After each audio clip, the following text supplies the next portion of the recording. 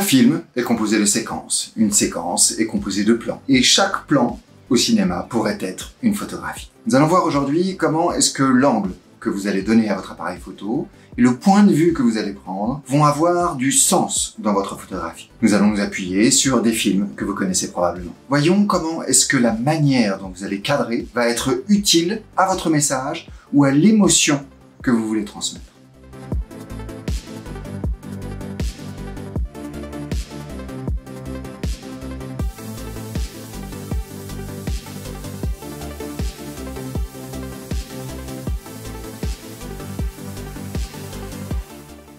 La contre-plongée.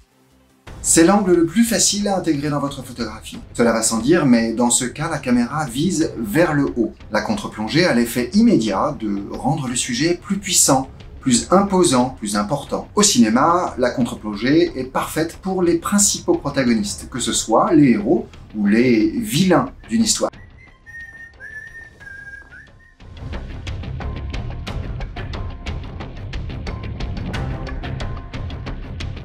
En photographie, c'est le moyen le plus simple de magnifier votre sujet, de le rendre important et positif. C'est la raison pour laquelle vous verrez souvent des photographes se jeter au sol pour grandir leur sujet. En photojournalisme ou en photographie documentaire, la plongée et la contre-plongée sont des outils évidents qui peuvent indiquer ce que veut montrer le photographe d'un sujet. Par exemple, des manifestants pris en contre-plongée pourraient laisser penser que le photographe veut rendre la manifestation spectaculaire. Notez bien qu'au cinéma, la contre-plongée peut être extrême ou très subtile. Nous le verrons un petit peu plus tard avec l'exemple de la vue à l'épaule. Plongée ou high angle.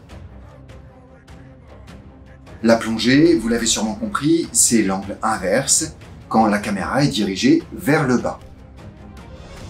L'angle de visée peut être plus ou moins marqué, toujours avec la même intention quand il s'agit de personnages. Diminuer leur importance, les montrer en position de faiblesse ou vulnérable.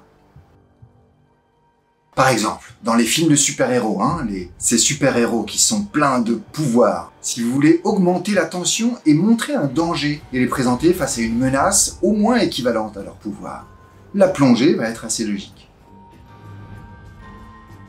Au cinéma, comme en photographie, la plongée sera un angle très complémentaire de la contre-plongée, dans une même scène pour montrer une différence de pouvoir ou un rapport de force. Car, vous l'avez bien compris, en photographie, l'effet sera strictement identique. Dans le cas d'une narration, comme sur une série de photos, la plongée donnera un point de vue dominant au photographe. Cet effet peut être un moyen d'accentuer une position de faiblesse. Pour tout autre sujet que des personnes, la vue en plongée peut être un très bon moyen de réaliser un plan d'ensemble, de présenter un contexte avec un point de vue qui prend de la hauteur, littéralement. La vue du dessus. Quand la plongée est poussée à 90 degrés, ça devient une vue du dessus, qu'on appelle aussi bird's eye ou God's eye en anglais, la vue d'oiseau, quand le cadrage est éloigné, ou la vue omnisciente, quand on se rapproche d'un personnage. La vue du dessus est parfaite pour montrer des actions complexes, notamment des combats au cinéma. Elle peut aussi être utilisée pour montrer une connexion spirituelle ou divine dans le cas du God's eye.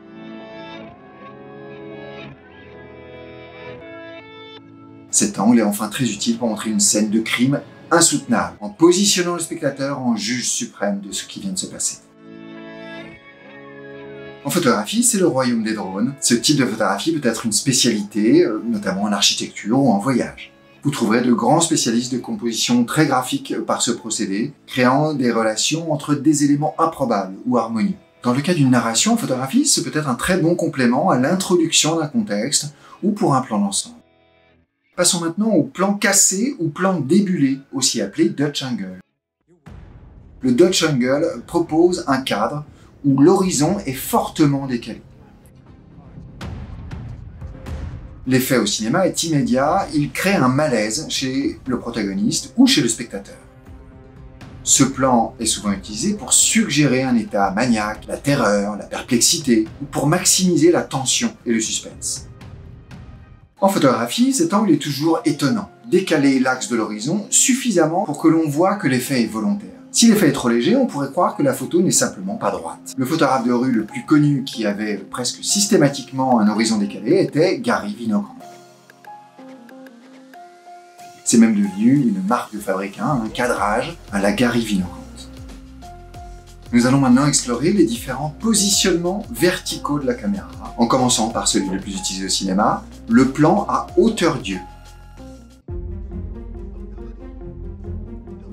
Le plan à hauteur d'yeux est la manière la plus naturelle de regarder un personnage.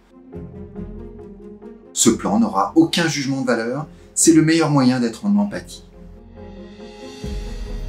En photographie, c'est le défaut que je vois le plus souvent chez ceux qui débutent, oublier de penser à son point de vue. Si vous ne faites pas attention au positionnement de votre appareil, ne photographiez qu'à hauteur de vos yeux, vous aurez par exemple constamment une légère plongée ou une légère contre-plongée. Cet aspect est particulièrement important dans la réalisation de portraits. Si vous voulez présenter une photo fidèle à la personne dont vous tirez le portrait, positionnez-vous à la hauteur de ses yeux, des yeux de votre modèle. Le plan à hauteur d'yeux ne veut pas dire que votre plan est neutre, plutôt qu'il est fidèle au sujet. Prenons l'exemple du Loup de Wall Street, où Leonardo DiCaprio parle face caméra à hauteur d'yeux. Ce plan permet de briser le quatrième mur. Le personnage s'adresse au spectateur pour lui expliquer une situation. L'empathie est totale. De la même manière, il est fréquent en photographie, peut-être même recommandé, de briser ce quatrième mur en portrait. Le sentiment d'empathie donné au spectateur n'en sera que plus fort si vous êtes à hauteur d'yeux. Passons maintenant à la hauteur d'épaule. Si le plan à hauteur d'yeux est le plan le plus utilisé au cinéma, la hauteur d'épaule arrive juste derrière. Avec une position légèrement plus basse, cela donne les avantages de la contre-plongée sans que la connotation soit trop marquée. Ce type de plan est naturellement très employé lors d'un dialogue. Ce plan peut être très utile dans une situation romantique. Il permet de souligner le regard des deux personnages. C'est toujours bon pour vos photos dans le cas de mariage, par exemple.